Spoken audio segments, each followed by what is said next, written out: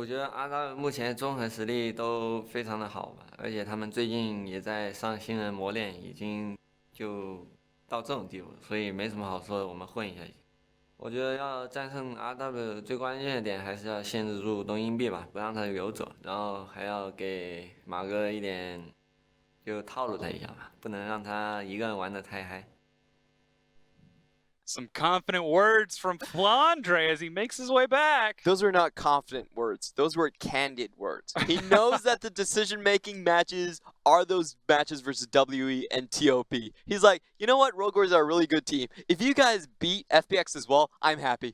Yeah, exactly. Just keep it even between the two. But I love how even he said, we need to limit Doinby so he doesn't Andes on Akali. Solo killing our mid laner and roaming across the map. Okay, well, let's gank SMLZ then. Great, we did it. Still lost bottom tier 1 turret. Still lost top tier 1 turret. They identified the problems and weaknesses that were present in the strategy, but then still were unable to overcome the hurdle that is Rogue Warriors. Look, I understand not banning Akali in game 1. That's reasonable. You haven't seen proof that he actually plays it, so you let him get that game 1, but game 2, you take it away. Absolutely. Because Akali is way too busted. So that was the 4th concurrent game that we've seen a solo kill in the mid lane just from an Akali player. And in the LPL so far, no one has been able to come up with a good matchup. And I suspect that there probably aren't many good matchups here. Yeah. I mean, maybe take Doinby's own picks against him. Poppy could be a good one, just denying the dash if you're able to get the shield up in time. Of course, you do give up a lot of wave control with that Poppy for the duration of that. I liked the attempt from the Galio. The Shield of Durand is so good, able to put up the AoE, absorb the damage as Akali dashes in. You just taunt her, getting the passive magic shield throughout the course of the laning phase. But you just got to do the math. She can one-shot you once she's got that gunblade, no matter who you are. It's such a tough matchup. And to be fair, Akali only has a now 50% win rate after that game. But the way that Akali didn't win her games was actually when it came to the teamfight phases. And you're talking about going into the back line against lots of crowd control and stuff like that. She doesn't have the easiest way to actually get out of fights in those scenarios. So if you do drag it out to the super late game, if you do make it about the 5v5, then yes, you can beat Akali, but in laning phase, she's proving to be absolutely dominant. That's exactly what we talked about getting into this matchup. If Snake want to stand a chance with their composition, they need to play towards the late game, play towards those team fight strengths, play towards light on a hypercarry, which all of that is true for game 1. They had him on a hypercarry. They had a team fighting composition. They had a scaling gangplank in the top lane, but they couldn't make it through the laning phase without losing all 3 outer turrets. Snake did not take a single turret in that game 1. Not one turret. Yeah, and here's the problem about the LPL and why I feel like Snake actually feels like they don't belong. Because LPL, the strength of the teams is very much decided on your early skirmishing power. Why is Invictus Gaming the #1 team in the LPL? Because they're the best at 15 minutes. You can't opt out of the 15 minutes if you're in the LPL. There is no option for that to happen. And that's why Snake has been on a downward trajectory. If you look at their past 6 series, they've actually went on a 5-set losing streak and only picking up their win against OMG, which I have to say really aren't the toughest of opponents. Now they're going up against Rogue Warriors. They're finding themselves in the same hole. Yeah, so we do have a quick graphic that we can bring up for you right now that just shows some of the strengths of the powerful players of Week 9. And hopefully we'll get a chance to see, because Rogue Warriors, they're not on the week this time. We've got the Shy in the top lane, Clearlove in the jungle, Rookie in the mid lane. You were talking about that IG strength with JD and Sunik rounding out the bottom with Loken and Yoon. Yeah, and it really is a lot of new faces happening in the LPL. SMG and JD both having one of their players out. These are not Rift Rivals teams, but their bot lanes have a tremendous kill threat, and they've been surging in the Eastern Conference. Look at Loken's KDA during Week 9. 34. That's always a Loken special. Yeah, the Loken special. So the way Loken plays is that he's actually a very safe player, and he allows his front line to create space for him. So in Spring Split, he was also the KDA king, sitting around close to 17. I believe it was 16.8, looking to continue that trend in summer as well. I also love how the engages in the jungle and top lane, like engages for team fights for Clearlove and the Shy, 1 engage first place. He was the only jungler. I would not put that up there. Because that's a little easy. That's a little too easy. That's basically you tried. But to be fair, EDG have rebounded from their from their slip-ups quite hard. A lot of it has been about going back to their poke style, playing to the stronger 5v5 side.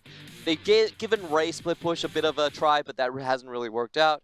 And is anyone surprised that the Shy and Rookie were on that graphic as well? I mean, did you see that damage per minute for those two? Rookie had 988 average damage per minute for week 9. That's 1,000 damage. To put that into perspective, 80 carries have an average of 1,800 to 2,200 health at level 18. So over 2 minutes on average, he kills an 80 carry.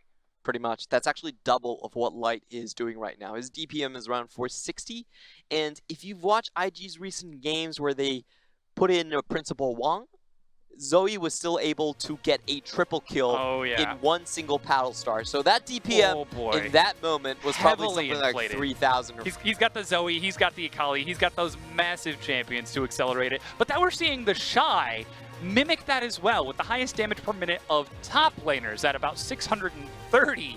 Speaks to the strengths of Invictus Gaming, and as you said, why they are one of the strongest teams in the league right now, if not the strongest. Of course, as playoffs gets closer and closer, we begin to ask the question, who is the best? Who will actually take the title? Will RNG return to the glory of Spring Split, or will a usurper try to claim it back from them?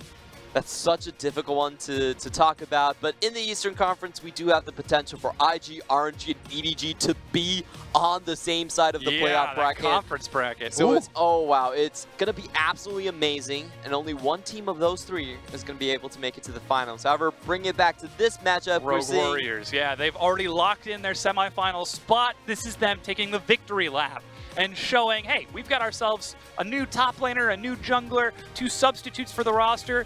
Do they deserve to play in the playoffs? Well, let's find out. Let's put them up against a team like Snake and see how they compare when you've got players like Mouse and Flawless sitting behind them.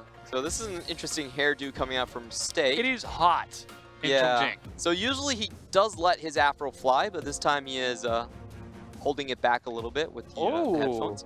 They still ban the Rakan, ban the Akali, but do not ban Kled. We still see the Tahm Kench and now the Varus pick away from Snake, as they are prioritizing that bottom lane, but Doinby, he's got a 100% pick rate on that Kled. It is his pick, basically, his pocket pick. He picks it every time it's open, and I think he's going to do it again. He needs to stand by his product.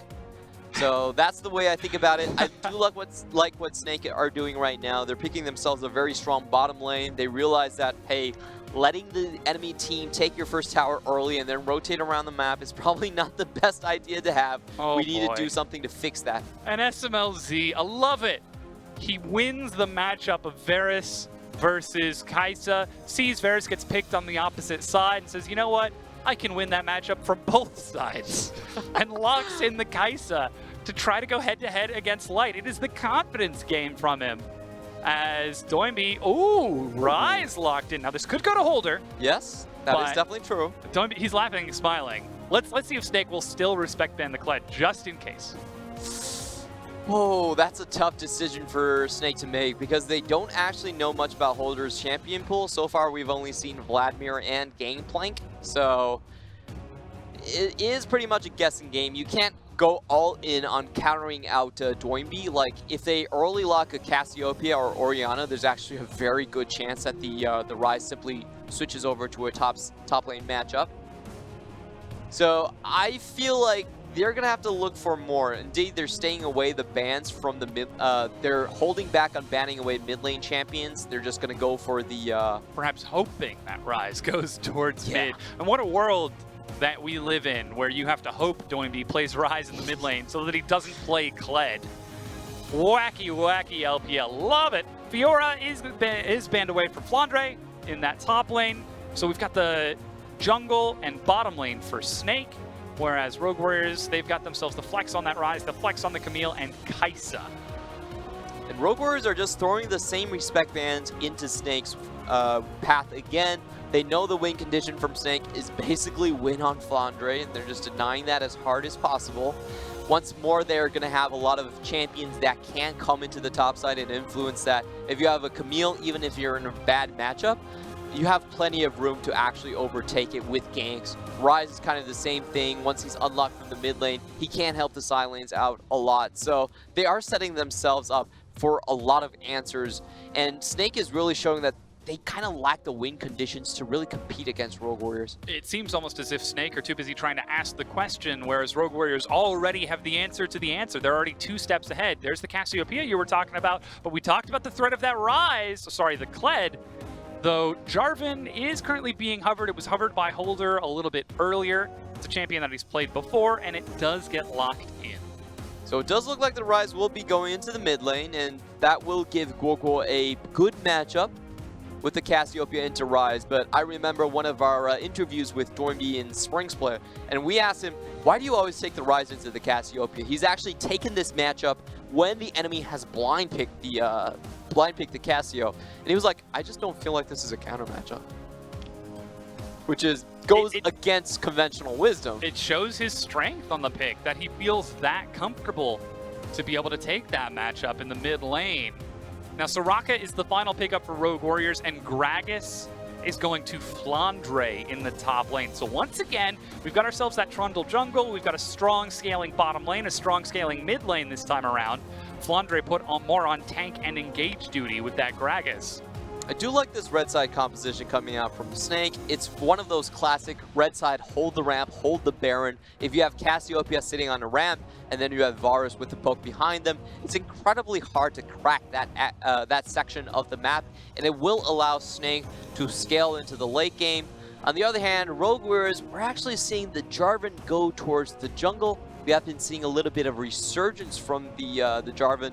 I'm personally not a massive fan of it. I understand that you can create a lot of space with the pick in terms of team fights, but it is one of those picks that does fall quite low in their early clears compared to something like Trundle. Yes, and I must apologize. It was actually the Jarvan going to Kiwi last time, not to Holder. So now he gets the chance to return to that champion. I believe that was also the game in which Holder took Gangplank top and got absolutely huge. Trinity Force Stormrazor is just not a combination that should be allowed, especially on a champion that can Q crit with the parlay. But now we're preparing to load onto the Rift for this game 2. Snake got absolutely shellacked in game 1. Rogue Warriors pick a similarly strong composition, counterpicking the bottom lane with the exact same matchup just to prove that they can. And while we still got 2 new players in Holder and Kiwi, this team has shown that they are nigh unstoppable once they can get an advantage. Will Snake be able to stop Rogue Warriors' roll before it gets going? It's a little bit harder for Rogue Warriors to execute on their freight train strategy this time around. If you think about their picks, they still have the hard engage in terms of Camille, but later in the back line, Camille Ryze Jarvan. Camille Ryze Jarvan, yeah, those can still go really hard, super hard in fact.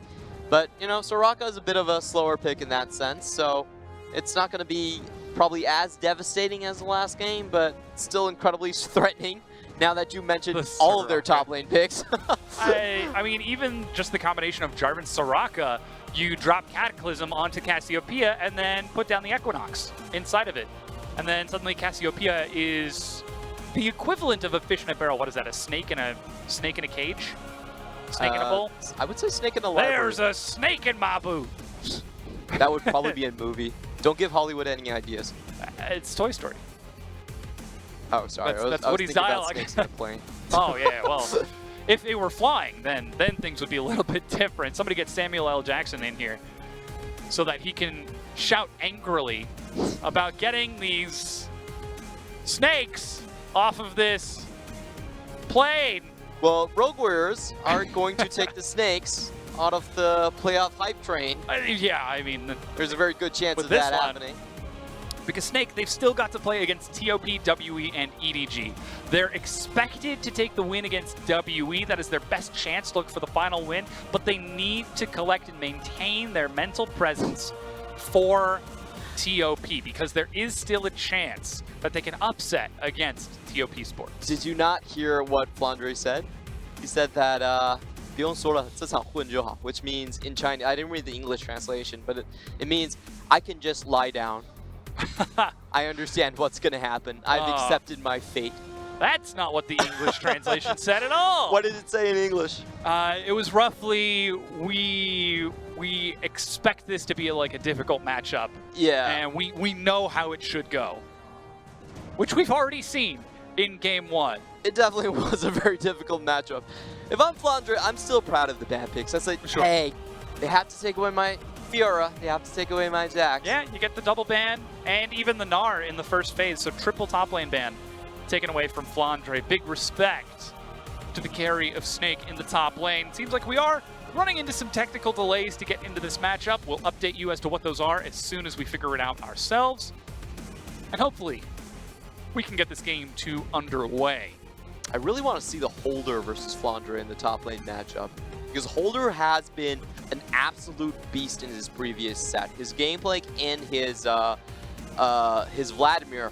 The person they remind me of the most is FLICKR. The way he flanks, the way he plays and wins his lane, they are very reminiscent. So these two players have very similar styles, and I want to see if Holder can play up to the caliber of FLICKR. Because FLICKR, traditionally we do consider him as the second best top laner in terms of the laning phase. At least statistically, he does trend that way. Already, Holder, if you go to lpl.qq.com right now, he's one of the top 10 players in strength on their website. I believe he's at number 9. Well, he's only played 2 games, which so is if you have quite good impressive. games, Yeah, 2 very good games. And now you add the Camille into that, in which he didn't die, and a game 4 with another Camille. Might be looking to go up even more, as that Photoshop picture of SMLZ gets me every time. The two cats are the metaphor between the relationship of Doinb and SMLZ. The white cat on the right, who never smiles and looks like he's dead inside, is the SMLZ cat. So again, to update you folks at home, we did have a disconnect bug with one of the players to load into the game. That's pretty important to make sure all the players are actually in the we don't want a matchup to play 5v4. it. Yeah. So we're going to look into that and hopefully get that game started as quick as possible. That might require another champion select to get everyone in, remake the lobby, that sort of thing. But to get back to this matchup, Snake, they are chasing their playoff spot. If they don't make playoffs, is this an upset for the team considering their early split performance? You have to say it would be a massive upset for TOP, because they are the real winners. Snake was a playoff contender in Spring Split as well, and the only big difference is that TOP is now one of the strongest teams in the Western Conference, and they've taken over Snake's spot. Crazy. Yeah, this is the team previously known as Dan Gaming that had the longest loss streak in LPL history. It was very long. But they were able to pull up out of it. They experimented with different rosters. They experimented with different players and combinations. And now they've got Korn. They're starting to find success. They're starting to actually grow and take wins through mechanical outplays. If Snake have to compete with a team like that, then perhaps Snake might have fallen a bit themselves. Yeah, Snake they definitely haven't improved as much as we hoped they would. If you look at the LPL overall, most of the teams have had sizable improvements.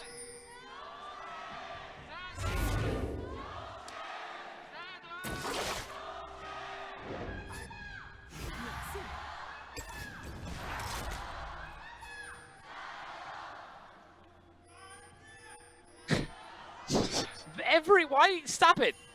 No more RNG chance when they're not playing. They're not here. Still, though, the fans very passionate. Glad to hear that they're still supporting this team, as Snake was the first team to have their own stadium outside of Shanghai amongst the franchised teams.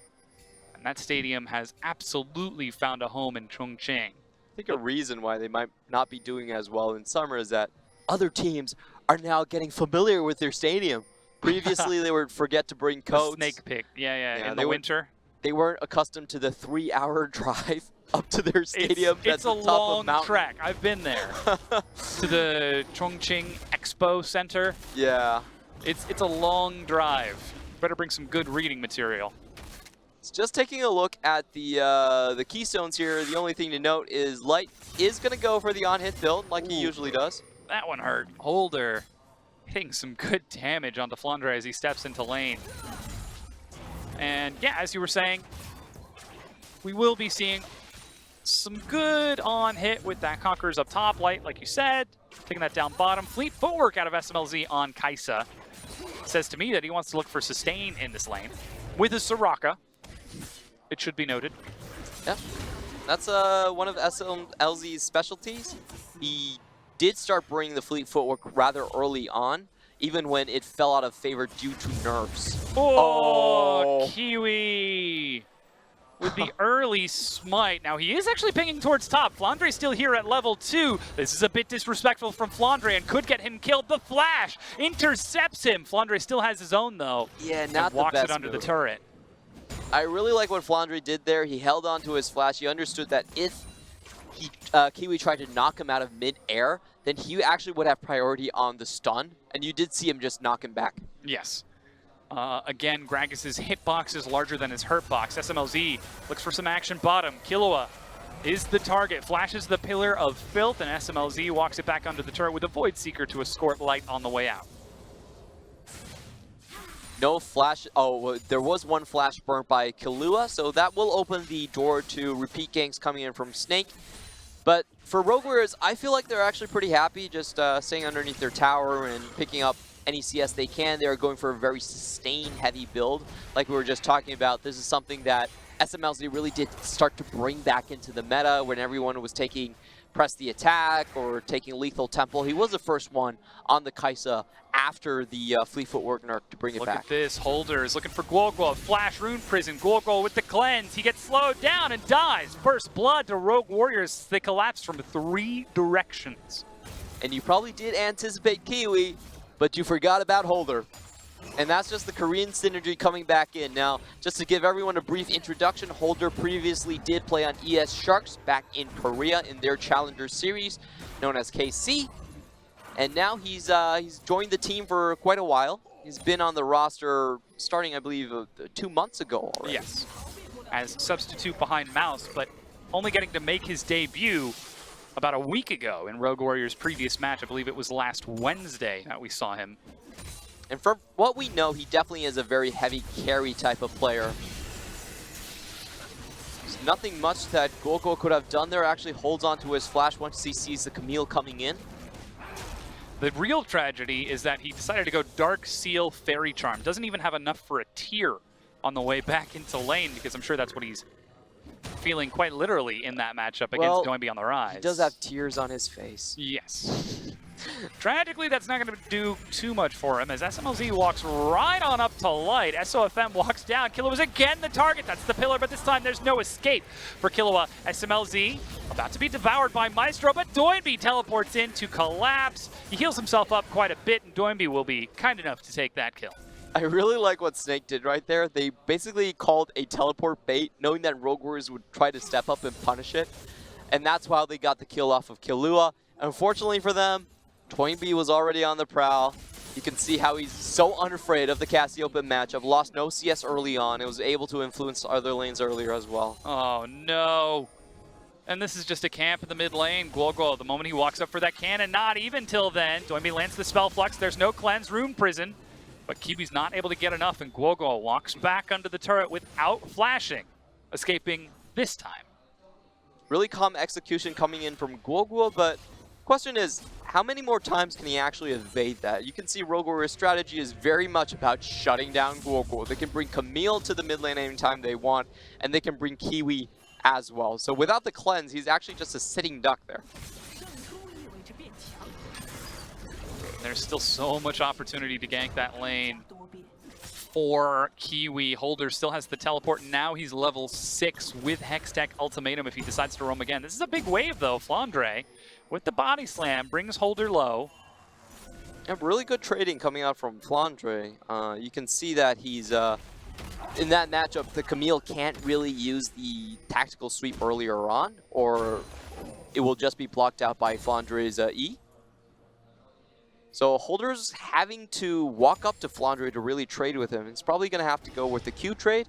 And in fact, we do see the E max coming in from Camille. Look at this. Kiwi and the rest of Rogue Warriors are tracking the vision on SOFM so effectively that they're able to allow this. Now, they will collapse onto Kiwi. as he goes way too far All right, for the Scuttle Crab and dies. There's no reason why Kiwi should have used his EQ, abilities yeah. on the Scuttle Crab. I know you wanted the armor reduction, but in Smite front is true of damage. Snake, that was disrespectful. That was real disrespectful. SOFM was level 5 to level 4, and they do now have vision on the bottom side, but SOFM has red buff. And on this Trundle, he does have that Tiamat. Might not be the tank Trundle that we've seen so many times from Snake. Might be the carry. I think against this matchup, he can afford to do that. Like, he's not that far behind. And this is one of those matchups where your clear speed is much better than the Jarvan. If you go with the Tiamat, of course. Yeah, it's absolutely paying off, because So- SOFM is all over the map right now. Yeah, the main decision you have to make is, do you need survivability now? If you do need it, then a lot of times Cinderhawk is actually just better. If you're a Trundle with Tiamat running at people, you really don't have that much HP. You're actually incredibly easy to kill. So in game 1, where he was going up against the Fed Akali, he did go for the Cinderhawk. But in game 2, I feel like clear speed's more important. You don't have someone that's going to instantly burst you down. So going for the Tiamat makes a lot of sense. Doesn't have to worry quite so much about somebody finding him and assassinating him, though there is still a little bit of threat. SMLZ only double longsword, along with a Doran's ring start for mana sustain. It's a bit interesting for that Kaisa build. I'm curious to see if he decides to go towards AP after the Stormrazor Gwinsus, or if he sticks to full crit, as there is a bit of choice in those Kaisa builds in the top lane. Still no recall from Holder. He's finally making his way back out of base. Let's see if Flandre lets him. Oh, the cask as she was spinning up into the air. Holder gets denied. He's got teleport though, so we shouldn't miss too many minions. Yeah, just trying to maximize the value on his ultimate and try to deny minions. So in this matchup, Flandre actually doesn't really need to use the ultimate that much. People say you could use the ultimate to try to knock the Camille out of the Hextech ultimatum. Whoa! Flash engage. Killua forced to use that Wish wish onto himself. SMLZ. He's still stepping up though. Has got the killer instinct. Plasma landed on both. Looking for the hit. Goes all in on the 2. Forces flash back from Light. SOFM is racing down along with Kiwi. Maestro steps up. But SMLZ walks it back once he sees SOFM in Tribush. Yeah, it was almost in Devour range from the Tom Kench. Did have to go back a little bit. That's The Rise coming in. collapsing. Yeah, Kiwi is forced to back away from this one. Rune Prison as Maestro gets the Devour. Good save on Maestro's part. And Rogue Warriors actually expend quite a lot in that fight. They take the ultimate, and both summoners use on Killua as well. We could see that Snake probably just started a very simple ultimate, exactly like I predicted. Straight into the follow-up of Maestro. Gets Devour down once he's out of the Equinox. And really no chance for the Soraka to survive that combination. And that's just not respecting the level 6 rush out of Light and Maestro. The level 6 tick immediate Chains of Corruption. Flames of Corruption would be cool. Oh man. That's something you probably put in a chat. Flames of Corruption. Or that would be like a very edgy tagline. Like, my name is XXDOM42XX. The Flames of Corruption. You're taking me back to my teenage years. Yeah, I know. Exclamation mark 1-1. They're diving onto Flandre right Because now. Maestro, though. He's dropping his own exclamation mark as Holder flashes out of this one. Guo walks up and no, Holder didn't place a ward. Base checks into the petrifying gaze. Uses Hextech Ultimatum to try and buy some time. Looks to get over the wall and has a lot of burst damage, but not enough to kill Guo. Kiwi's on the bottom. He's on top of another ward. He does actually have the Cataclysm. Hops back in and out. There's the Equinox. There's the snare. Flash from SOFM to chase it down as Killua and SMLZ find themselves a kill, but it's 1 for 2, I believe, across the map. So the bot lane trade was massively in favor of Rogue Warriors. They now can deny minions and just hit on the tower. But in terms of the top lane trade, it played out a little bit weird. I felt like Camille could have gone over the wall into Baron Pit rather than stay and try to stun Guo. So the interactions there, I feel like there was probably a little bit of mechanical mistakes happening in the top lane. But it was a very good save on Maestro. Maestro really helping both sides of the map to snowball their lead. And that should enable quite a bit for Snake if they decide to continue to play towards that top side. Knowing that the ultimatum is down, there is no flash, there is no teleport. Plus, we're seeing Maestro and Light constantly pushing in against SMLZ and Killua. Now, off of this recall, SMLZ finished the Storm Razors and picked up the pickaxe, even going so far as to sell the Doran's ring to complete this item stage, which should get him Acathian Rain once he ticks over to level 9. I believe that's the 80 threshold to get the 12 missiles instead of the 6. Yeah, I just forgot about how much damage Oh, the Cull actually provides does. 80 as well, so with the Cull, he's actually got enough. Okay. Not a big Kaisa player myself, but I will trust in your expertise, Dom. That does look like it. Definitely does look like 12 shots. That's the trade damage. Landing the Storm Razor's auto, and then following up with another Acathian Rain. Even the Killer Instinct, as SMLZ just walks in, forces stopwatch out of Maestro. He's got no flash, he's got no chance. Doinby finds the kill, while Light walks it out under the turret. Meanwhile, Snake, they're trying to trade in the mid lane. They've pushed up to try and race this down, but it's 4 members against 2. And Holder, he's thinking about defending mid. It's getting down to the last second, but Rogue Warriors get that first brick before Snake. Yeah, it did look like they had the advantage with the extra minion wave, and Holder potentially being able to defend as well. Snake are now turning towards the Rift Herald to take an additional prize to that mid-tier 1. As Doinby has set up a trap to try and bait Light forwards. The remaining members of Rogue Warriors finish off the Ocean Dragon. Next one will be a second Ocean. So this is a pretty interesting trade for Rogue Warriors, because typically we do value the mid lane tower a bit heavily. What Rogue Warriors are doing is that they accelerated their gold gain, but they did give up on potential map control. Now, the way they can actually fold this back into their favor is if SMLZ can use a Killer Instinct and get good roams off. And I believe that's what they're going to be trying to do. They're going to try to fold the bot lane into the solo lanes, and both of these solo lanes have tremendous CC. It's very easy to have a Rune Prison lockdown or have a stun coming in from Camille and then just have SMLZ fly in. So they're happy for squeezing the map a little bit, giving up a little bit of map control if they can center their play around 2 lanes. Plus, if you compare who they unlock, SMLZ versus Guoguo on a Cassiopeia with no boots, one of those is a lot scarier than the other, as we can clearly see SMLZ pushing Flandre back. Now, Snake are going to try to capitalize on this by collapsing onto Holder. He's backed up so far away from that turret. I'm not sure if he was able to see that play coming with a ward in the jungle that might have just expired. As now with the cask on the minion wave, Flandre is able to deny this push from Rogue Warriors in the top lane. Bottom tier 1's already gone down, and SOFM still sitting on that Herald. He's going to use it. Yeah, it's going to be a 1-for-2 trade. Great play by Flandre into the top lane, instantly clears out the wave, and you can see Rogue Warriors are forced to commit 3 people to the top lane in a losing trade. Still, Herald might even be able to get a charge onto the bottom inhibitor turret. Doinby has to recall and race down and defend, as finally the top tier 1 goes down, but that's already 2 for 1, and the second charge goes off for big damage onto the inhib turret. This is a pretty big gambit coming out from Rogue Warriors. They're willing to give over gold, map control, and gold to Snake just for opening up the map. And that's a gambit I'm not sure that they can actually make work. What they're looking for is they now have a lot of space to actually make picks. So before these waves start really hammering on the towers is when they can strike Snake. And they really have to make this happen for this trade to actually be okay-ish. They've got themselves teleport ready for Holder. Killua has got plenty of wards. Taking a look at the gold, it's still a 300 gold lead for SMLZ. In the mid lane, 500 for Doinby. In the top lane, 200 gold advantage actually for Flandre. But in the jungle, SOFM is 1,500 gold ahead of Kiwi by picking up those kills.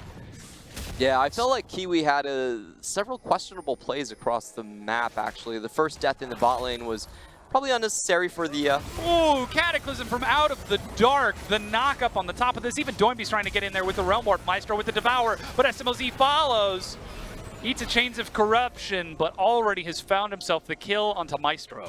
And this is what we were talking about exactly. It's if you open up the map, then there's more room for you to, there's more time for you to actually group up before you have to go back and catch the minion waves.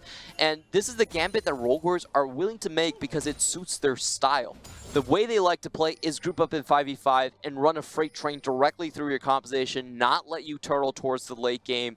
And so far, it looks like it's working out in their favor. 5 kills to 5, down about 1,100 gold, but there's still one turret in the mid lane that they could take that would equalize that. Doinby He's thinking about heading towards the bottom lane. Doesn't have Realm Warp, but he does have Water Walking.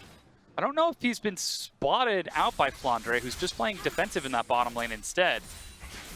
But still 17 minutes into the game, Rogue Warriors are trying to open this up. Down now 1,500 gold through the waves that are crashing in.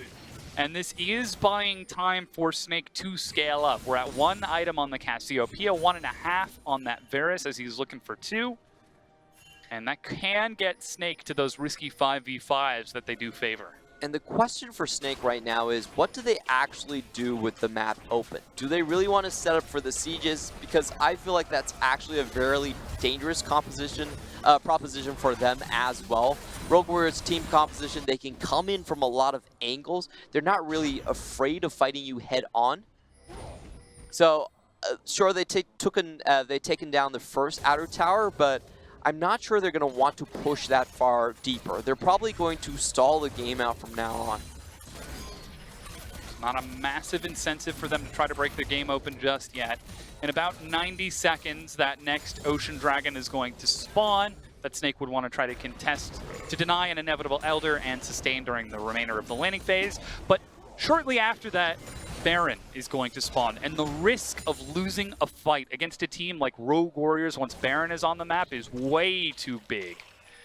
Though Snake could try to make a play themselves if they decided to look for it. Chains of Corruption is a great way to set that up. FLICKR, if he groups up with his team, could be a good opportunity. But it looks like right now Snake are trying to set up for this Ocean Dragon. Ooh, was that a misclick? I don't think it matters that much because the cooldown is refunded if you Yes. don't actually finish your Abyssal Voyage. Cancels out of it and is able to get that cooldown right back, but already Rogue Warriors are starting to look towards the pit and contest this early vision from Snake. They got here first. Will they be able to keep themselves safe as FLICKR is making his way out of base with a fresh buy? Boots 2 and that Glacial Shroud completed. You can see how tense it is for Light actually crossing the river. A lot of pings going his way just to tell him that it's okay. There's 4 people in mid. You're going to be fine here. Ooh, that pillar puts SMLZ on the wrong side. SOFM's not able to pull him in. Doinby on his way out of base with a finished Rylai's Crystal Scepter. Snake turn onto the Dragon. FLICKR looking for a flank, has been spotted by the sweeper. Realm Warp sends Doinby in. Flash Cataclysm onto 3. He's knocked out of it as SMLZ goes into the back. He's found SOFM, but a stopwatch stalls out that early damage. Subjugate already used, but they're happy to take this kill onto the jungler of Snake. It's a good trade for Rogue Warriors. I don't think the Ocean Drake actually does much for Snake, but the way Snake played it was also fairly decent. They understood that they probably didn't want to take the full 5-on-5, so instantly went for the disengage option with the casket. You could see FLICKR's positioning on the flanks was pretty much, I'm not going to tank and fight this out front to back. I'm actually just going to try and disengage it with my ultimate.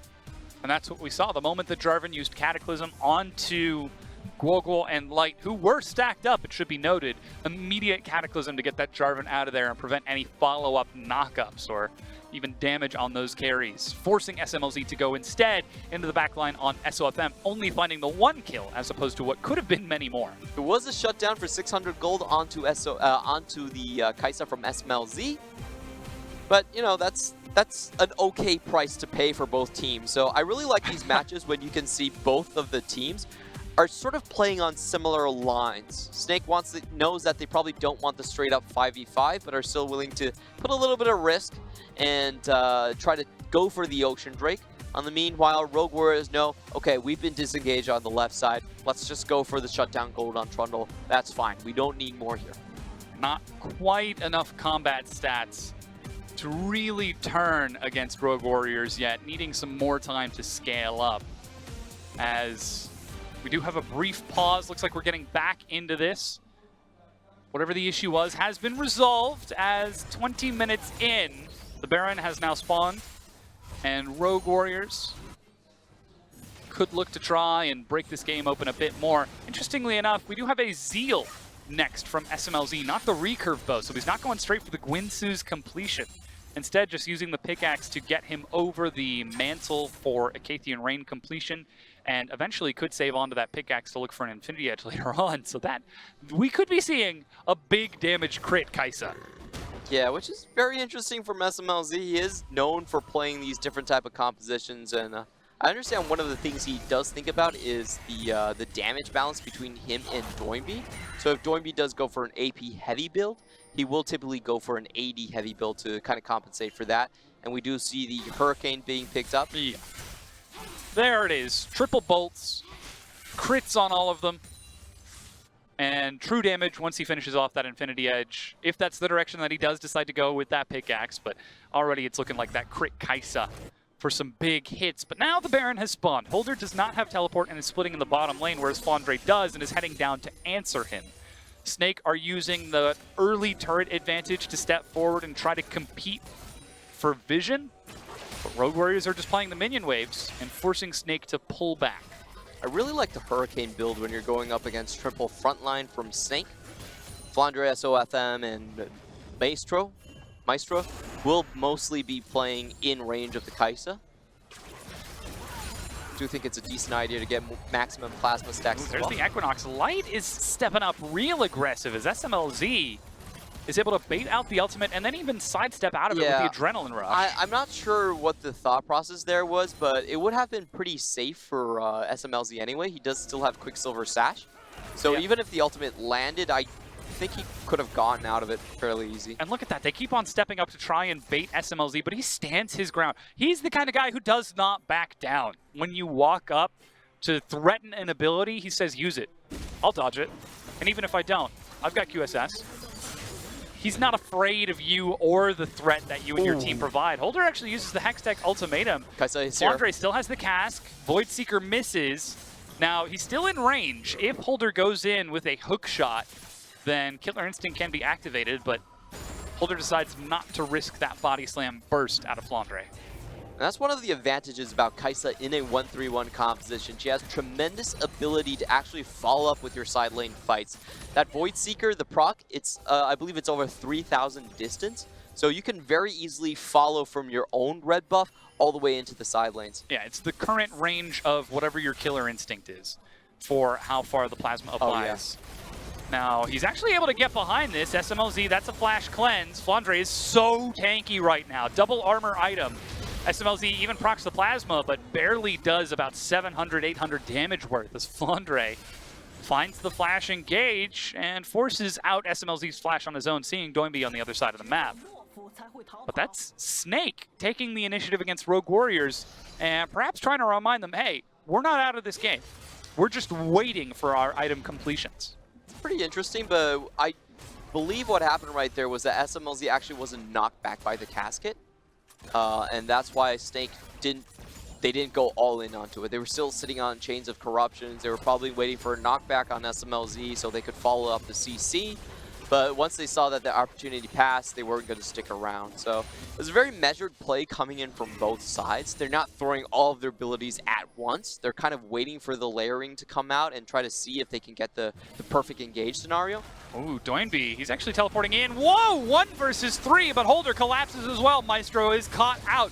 No ultimatum just yet, as Holder eats himself a snare and Doinby is free-firing. FLICKR taking some hits. He's got a lot of armor, but not a lot of magic resist. Doinby forces out the stopwatch by Asma. He's able to shield and walk it back. Flashes away. Kuogo gets the slow. Poison ticket shut down. Doinby is dead. SMLZ with no summoner spells is slowed down so much. Pinned against the wall. He dies as Snake fund themselves 2 kills against Rogue Warriors carries. And that was such a great pillar at the end there. Probably will secure Snake their first dragon. It's going to be so hard walking it face forward into this Baron pit. I have to say, Rogue Warriors, they just didn't have the patience to wait it out for a while. They felt like the action was in the lull. They didn't want Snake to continue to scale up and play this kind of Baron defense composition, so they went all in for it. Oh, and Kiwi, he's healed up, but only barely.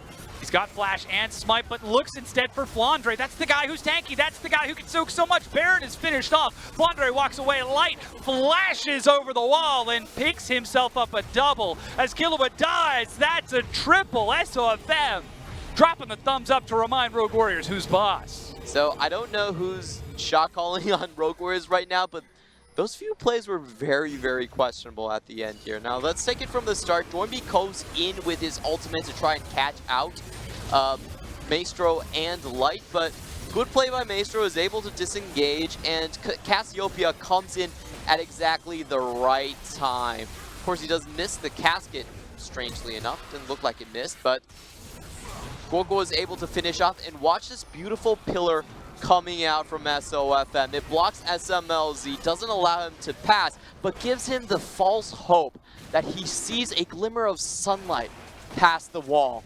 It wasn't sunlight, Clement. It was the heavens coming for him. It was. The god of death, PYL himself. Reminds SMLZ what it is to have a sepia-toned screen as the third Ocean Dragon of the game, the second for Snake, now picked up, but they've got Baron for 2 minutes and 20. And they're starting to try and open up this map. 3,300 gold ahead. Flandre's up top with his, without teleport, but ready to push that wave in. So we talked about Snake's composition being more defensive in nature. They defend the red side ramps really well. But after they get the Baron, they're actually a very decent sieging team as well. It's very hard for Rogue Warriors to simply walk up into their composition. And what we're going to have to check on for the next couple of minutes are those flanking positions. Can Camille come in at a good angle? Can Jarvan lock down the backline before coming out again? Those are going to be the big questions to breaking the Snake siege. We've got some big item completions that could affect that as well. Gorgo's finished off his Void Staff. Guardian Angel on light, as y'all can see from that glowing white circle around him. Doinby, he's finished off the Abyssal Mask next. Nice and tanky on that rise, plus Realm Warp to maneuver him around the map. But SMLZ with his Infinity Edge, he's the primary source of damage against a really tanky Flandre with Gargoyle's Stone Plate. This is Snake actually making it to that mid to late game. 27 minutes in, they've still got the Baron for 70 seconds, haven't been able to do too much with it. He has 287 armor at this point. He's very big. So he is reading the builds correctly. Knows that, you know, hey, 80 damage from Kiwi, lots of 80 damage from SMLZ. Even Holder with that Triforce Ravenous Hydra. But here comes the wave, crashing in. Snake just walking forwards. Rogue Warriors, they remember what happened last time they fought. And while Rogue Warriors can scale up and fight on their own, that means that currently they can't quite match Snake as they walk up to the inhib turret, riding the minion wave in. Holder's behind them. He's waiting for a good time to actually pop the blasting Chains cone. of Corruption onto Doinby. He soaks the entire duration. Kiwi goes in with the Cataclysm. Holder still looking for an opportunity, but SOFM is zoning him away. Maestro gets caught, slared, and snowed, but still survives. And somehow Snake are allowed to walk away. Yeah, really good zoning coming out from SOFM. His first instinct was to chase Camille out of the battlefield. And for Gorgo as well, with the Miasma, he was able to allow Maestro to basically walk out scot-free as well. Now, Rogue Warriors, they did get a lot of free damage onto the front line, and you could have questioned, hey, maybe Snake could have pushed a little bit further, because they did land the Chains of Corruption onto Rise. They did have the tower down, but they were playing it incredibly safe. They are. They don't want to take any risks to lose this game because, again, this would be an upset if Snake take even a single game win in this series. Rogue Warriors are locked into semifinals, whereas Rogue Warriors are just trying to fight for playoffs. Yeah, well, Snake are just trying to fight for Snake. playoffs. Yeah. And now at the 29-minute mark, it's a 5,000 gold lead. Snake have got a clear highway down that mid lane all the way to the inhibitor if they ever get the chance to walk that far forward. Because the next dragon is an Infernal, another reason to fight for these teams, and then the Baron will be respawning shortly thereafter. I actually don't think Snake has dragged out the gold lead quite to their liking. 5k, no inhibs down. They're not really a team that can match, that can overpower the wave clear coming out from Rogue Warrior. So I do expect a very quiet couple of minutes and for the game to heat up once more once we have the Baron buff. Those pillars just forcing SMLZ to be scared. For now, it's Snake just controlling the map, trying to set up vision and set up for the inevitable next play, whereas Rogue Warriors are doing everything in their power to stop that and stymie that. Doinby pushes a wave all the way to the top. He's level 17, walks up to Flandre and breaks through his shield. Doesn't quite have the Void Staff just yet, so Flandre is able to take a few hits. Body slam against the minion. That's the Abyssal Voyage. Realm Warp from Doinby, but no, he gets knocked out of it from the cask. He's going 1 versus 3 right now. Uses the shield. Snare lands onto life, but he dies as he's baited into the one-on-one and pays the ultimate price. And this is the second time that we've seen Doinby pull off a questionable Realm Warp. The first time into the mid lane, he didn't really have information about whether the other team members were. And this time, once more, walking into the Gragas, when the Gragas was already clearly trying to be the aggressor at this point, staying around for a solo duel and just being caught out. It's a very weird thing to see from Doinby, because Doinby's typically a pretty chill type of player. Generally. Just not quite in this game. Perhaps trying a little bit too hard to open this matchup. As Snake looking now for the top tier 2. Holder is pushing back against FLICKR, who is still soaking pressure in that bottom lane. Doinby's up in 8 seconds, but the top tier 2 is already broken, and Snake back away. They don't overextend or risk it. Holder tries to walk up for some damage onto the turret, but FLICKR is so massive up here. All he's been doing is farming and absorbing pressure. I love the way he builds, basically going full tank onto the Gragas. No he knows AP, he's yeah. just there for the for pretty much the front line and disengage potential. And we have a very interesting scenario coming on. We have the Baron and the Infernal Drake only 1 second apart from each other. So there could be some sneaky plays here. Usually the person that baits the entire team to be on the top side, well, they have their own jungler in the bot side, or a member that can solo the Infernal Drake does come out ahead of these scenarios. With some final recalls, Light makes his way back into base. He's got himself a Zeal pickaxe, and now the Infinity Edge. 6-1 and 4 on a very big Varus. And Rogue Warriors, they're sitting on top of the Baron as it spawns. A red trinket spawns, sees this. A Snake rush towards the pit. They've got some pretty big shred on the Kai'Sa, but decide not to risk it. Those plasma stacks, not quite fast enough when you're going full crit damage. So I feel like this does give Snake the potential to push around Rogue Warriors on the map. If you have a stronger front, you can basically force them to the edges and then head back to your own Infernal Drake. But instead, Rogue Warriors are actually out-rotating. They sunk themselves out from the top side of the map and are pulling off the single-man Infernal Drake that guy was talking about. Usually, the way the play works is that if you can bait the entire team to be on the Baron, then you profit by just taking the Infernal uncontested. Kiwi's not been spotted, but I don't think he saw them step into the Baron pit either. That's a Realm Warp to try and spot that out. Dragon is taken, but it's already way too late. Kiwi goes in, and Kiwi is not able to get the steal. Baron picked up as he dies. I believe that he did spot that Realm Warp from Doinby, helping to provide vision. He's going to try to clear out this wave, but 33 minutes in, Snake with the second Baron for the next 3 minutes, and they've already broken their way all the way to that middle inhibitor.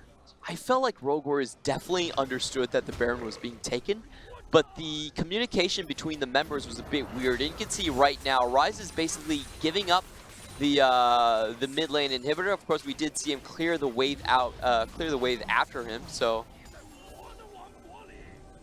already trying to stall it out, yeah. The middle inhibitor now taken. FLICKR prepped top and is already recalled to set up bottom. This is Snake actually playing an intelligent macro game and dictating the pace of Rogue Warriors. Completely different to game one. They've got themselves late game scaling. They are moving in a unit that cannot be broken apart. And Rogue Warriors, without that clear engage, are having some trouble. But Doinby, he's in the back along with Holder. The wave crashes in. Light and Guogwal are there.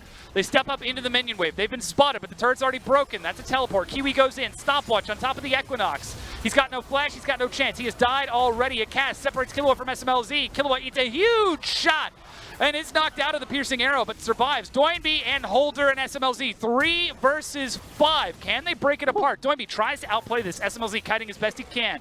Still has flash, but has to walk away from FLICKR because he does nothing.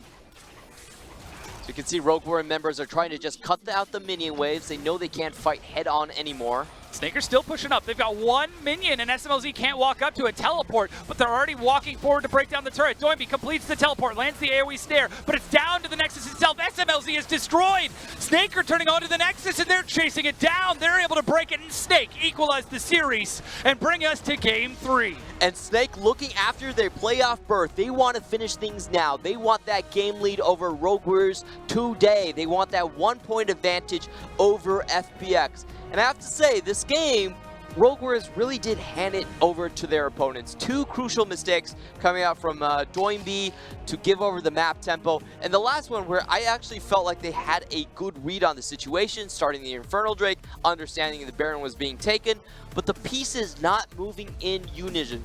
they should be able to stop the Baron while they're taking the Infernal Drake. They should have been closer to the play, but they miscalculate on so many fronts. And Rogue Warriors very uncharacteristically disrespecting Snake and giving over their first win to Snake of the summer season.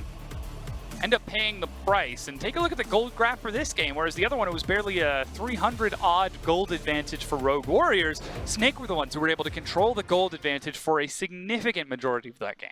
Yeah, the key things here was that I felt like Rogue Warriors did make the correct early gambit to give up some of their map, the map control, and just allow the Kai'Sa to actually roam a little bit. But what happened after that was I don't think they successfully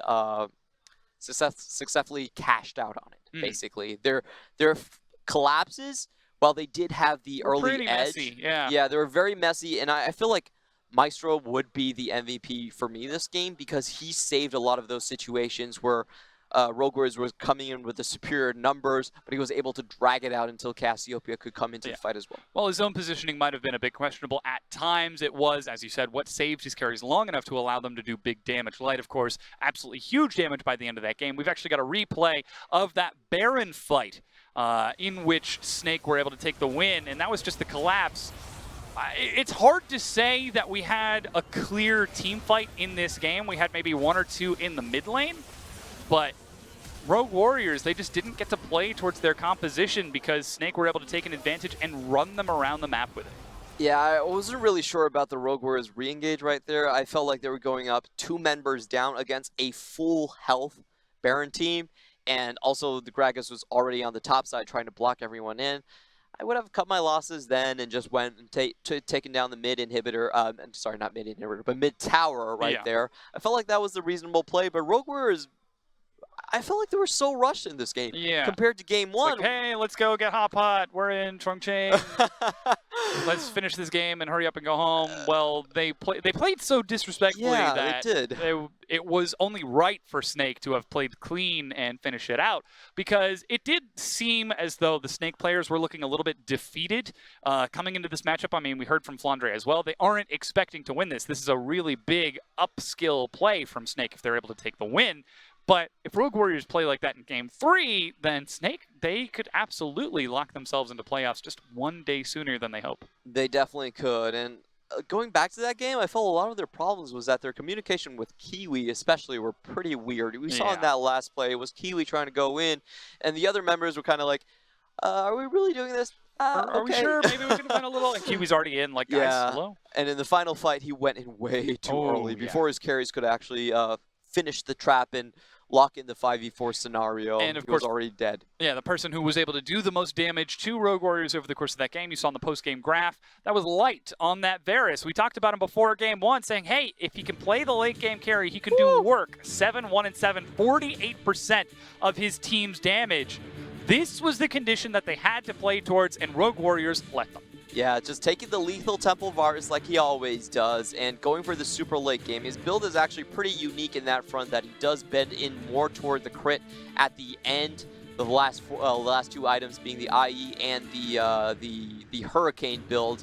And this is what we were talking about. He is the insurance policy for Snake. If it goes to the super late game, then they are banking on this new 17-year-old player to take them to the finish line. Yeah, and just a quick update for you viewers at home. Behind us, you can see the Suning BLG game is about to get started. We'll try not to spoil as much as we can, but we will be tuning into the conclusion of Snake versus Rogue Warriors because that still has playoff implications, whereas Suning are already locked into playoffs and BLG are already locked out. That said, for those of you who are still interested, you can check it out on Douyu, Panda.tv, or LPL.qq.com.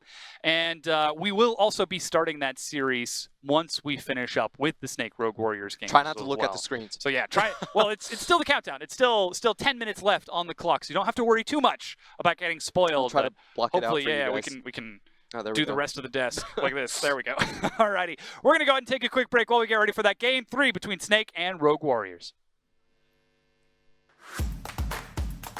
请重庆的召唤师们继续带给 Snake 力量，雄起！